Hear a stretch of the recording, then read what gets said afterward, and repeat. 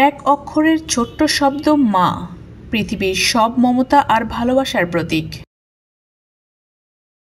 7 বছরের দীর্ঘ অপেক্ষা, এক মা ও সন্তানের বিরহের গল্প।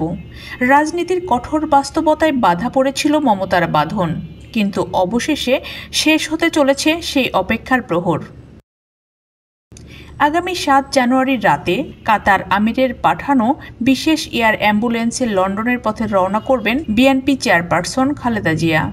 সেখানে তিনি প্রথমবারের মতো মাত্র 12,000 টাকায় সুন্দরবন ভ্রমণ করুন your tours and travels Bogura.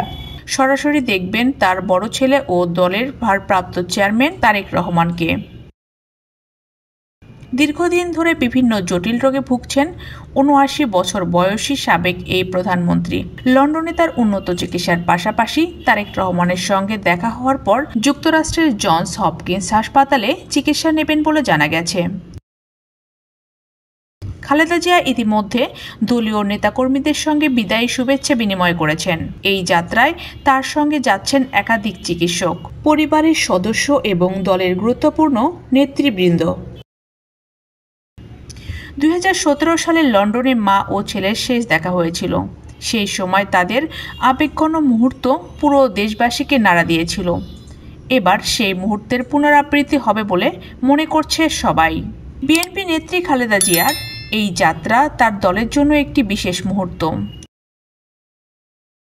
গত 5 আগস্ট গণ আন্দোলনের মুখে আওয়ামী লীগ সরকারের পতন হলে নির্বাহী আদেশে মুক্তি পান খালেদা জিয়া। এরপর থেকে তাকে উন্নত চিকিৎসার জন্য দেশের বাইরে নিয়ে যাওয়ার প্রক্রিয়া শুরু করে বিএনপি। চিকিৎসা শেষে খালেদা জিয়া সৌদি আরবে পবিত্র ওমরা পালন করতে পারেন বলে জানা গেছে, আর তারেক রহমান মায়ের সঙ্গে দেশে ফিরে আসতে পারেন। একটি মা ও সন্তানের মধুর মিলনের সাক্ষী হতে যাচ্ছে পুরো দেশ। অপেক্ষা শুধু সেই আবেগঘন মুহূর্তের।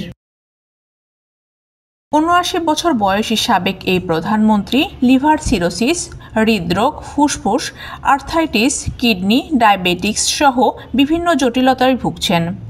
রাজধানীর এভারকেয়ার হাসপাতালে বিভিন্ন সময়ে আইসিইউতে রেখে বিশেষজ্ঞ চিকিৎসকদের সমন্বয়ে মেডিকেল বোর্ডের মাধ্যমে তাকে দীর্ঘ সময় চিকিৎসা নিতে হয়েছে।